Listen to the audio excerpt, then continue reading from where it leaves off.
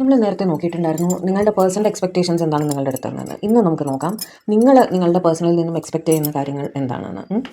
Cards ഷഫിൾഡാണ് കേട്ടോ. Okay, death, rebirth, 6 of swords, fool, 3 of cups, justice, emperor, 4 of wands. ഉറപ്പായിട്ടും വളരെ സിമ്പിളായിട്ട് ന്യായമായിട്ടുള്ള കാര്യങ്ങൾ മാത്രമേ നിങ്ങൾ നിങ്ങളുടെ പേഴ്സണലിൽ നിന്ന് എക്സ്പെക്റ്റ് ചെയ്യുന്നുള്ളൂ. ഒന്നാമത് ഒരു കമ്മിറ്റ്മെൻറ്റ്, മെയിനായിട്ട് 4 ഓഫ് വാൻഡ്സിൻ്റെ എനർജി, ഒരു വിവാഹം, ഒരു പ്രപ്പോസൽ, ഒരു കമ്മിറ്റ്മെൻറ്റ്, ഒരു സ്നേഹം, തുറന്ന പറച്ചിൽ, ഒരു ന്യൂ ബിഗിനിങ് നിങ്ങളുമായിട്ട്, ഒരു ലൈഫ് അവരുമായിട്ട് എന്നൊക്കെ തന്നെയാണ് നിങ്ങളുടെ മനസ്സിൽ കേട്ടോ. വളരെ ജെനുവിൻ ആയിട്ടുള്ള ഒരു കാര്യമാണ് അല്ലേ. നമ്മൾ റിലേഷൻഷിപ്പിലാവുന്നത് തമാശയ്ക്ക് വേണ്ടിയിട്ടല്ലോ. ഒരു ഡെത്ത് ആൻഡ് റീബർത്ത് വെച്ചിട്ട് നിങ്ങളുമായിട്ട് അവരൊരു പുതിയ ബിഗിനിങ്ങിന് തയ്യാറാവണം എന്ന് നിങ്ങൾ ചിന്തിക്കുന്നുണ്ട്.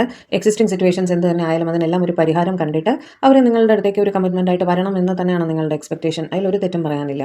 ലോങ് ഡിസ്റ്റൻസിലൊക്കെ ആണെങ്കിൽ അവർ നിങ്ങളെ ഇടയ്ക്കെങ്കിലും വന്നൊന്ന് കാണണമെന്ന് നിങ്ങൾ ജെനുവിനായിട്ട് ആഗ്രഹിക്കുന്നുണ്ട് കേട്ടോ. എപ്പോഴും ജോലി തടസ്സം, തിരക്കുകൾ അങ്ങനെയൊക്കെ പറഞ്ഞ് നിങ്ങളെ ഒരു വെയിറ്റിംഗ് പീരീഡിൽ ഇവർ ഇരുത്തായിരിക്കും. പലപ്പോഴും നിങ്ങൾ എന്താണ് അവിടെ നടക്കുന്നതെന്ന് തന്നെ നിങ്ങൾക്ക് അറിയണ്ടാവില്ല. അത് നിങ്ങൾക്ക് സ്ട്രെസ്സ് ഉണ്ടാക്കുന്നുണ്ടായിരിക്കും. അപ്പോൾ അതിൽ നിന്നൊരു മോചനം, ഇടയ്ക്ക് വന്ന് നിങ്ങളെ കാണണം, സിറ്റുവേഷൻസ് എന്ത് തന്നെ ആയിക്കോട്ടെ, ഒരു 5 മിനിറ്റ് നിങ്ങളെ വന്ന് കണ്ടിട്ട് പോകണമെന്ന് നിങ്ങൾ ആഗ്രഹിക്കുന്നുണ്ട്. ഓക്കെ, ഫൂള് വെച്ചിട്ട് കുറച്ച് ലൈറ്റ് ഹാർട്ടഡായിട്ട് കാര്യങ്ങൾ ആലോചിച്ച് അവർ തീരുമാനിക്കണം എന്നൊക്കെ നിങ്ങൾ ചിന്തിക്കുന്നുണ്ട്. ഓക്കെ, എപ്പോഴും ബലം പിടിച്ചിരിക്കാതെ കുറച്ച് ലൈറ്റ് ഹാർട്ടഡായിട്ട് കുറച്ചൊരു തമാശകൾ പറയുക, അങ്ങനെയൊക്കെ ഒരു സംസാരം വേണമല്ലോ, അത് നിങ്ങൾ ആഗ്രഹിക്കുന്നുണ്ട്. 3 ഓഫ് കപ്സ് വെച്ചിട്ട് അവർ നിങ്ങളെ അവരുടെ ഒരു ബെസ്റ്റ് ഫ്രണ്ടായിട്ട് കണക്കാക്കണമെന്ന് നിങ്ങൾ കരുതുന്നുണ്ട്. ഓക്കെ, എന്തും തുറന്ന് പറയാൻ പറ്റുന്ന ഒരു സുഹൃത്തായിട്ട് കൂടി നിങ്ങളുടെ പേഴ്സൺ നിങ്ങളെ കൺസിഡർ ചെയ്യണമെന്ന് നിങ്ങൾ വിചാരിക്കുന്നുണ്ട്. ഓപ്പണായിട്ട് നിങ്ങളോട് സത്യങ്ങൾ തുറന്ന് പറയണം. എല്ലാ കാര്യങ്ങളും ഒന്നും മറച്ചു വെക്കാതെ അവർക്ക് നിങ്ങളോട് ഷെയർ ചെയ്യാൻ പറ്റണം. അത് തുറന്ന് അവർ പറയണം എന്ന് നിങ്ങൾ വളരെയധികം ആഗ്രഹിക്കുന്നുണ്ട് കേട്ടോ. ജസ്റ്റിസ് വെച്ച് അവരുടെ സൈഡിൽ നിന്ന് ന്യായമായിട്ടുള്ള പ്രവൃത്തി നിങ്ങൾക്ക് കിട്ടണം, ന്യായം കിട്ടണം. കാരണം നിങ്ങൾ ഒറ്റയ്ക്കല്ല റിലേഷൻഷിപ്പിൽ പോയി വീണത് അല്ലേ. 2 പേര് ചേരുമ്പോഴേ ഒരു റിലേഷൻഷിപ്പ് ആവുന്നുള്ളൂ. അവിടെ നിങ്ങൾക്കുള്ള ഈക്വൽ റെസ്പോൺസിബിലിറ്റി നിങ്ങളുടെ പേഴ്സണും ഉണ്ട്. ഇത് ജസ്റ്റിസ് അവർ നിങ്ങളുടെ റിലേഷൻഷിപ്പിൽ കാണിക്കണം എന്ന് നിങ്ങൾ തീർച്ചയായിട്ടും വിചാരിക്കുന്നുണ്ട്.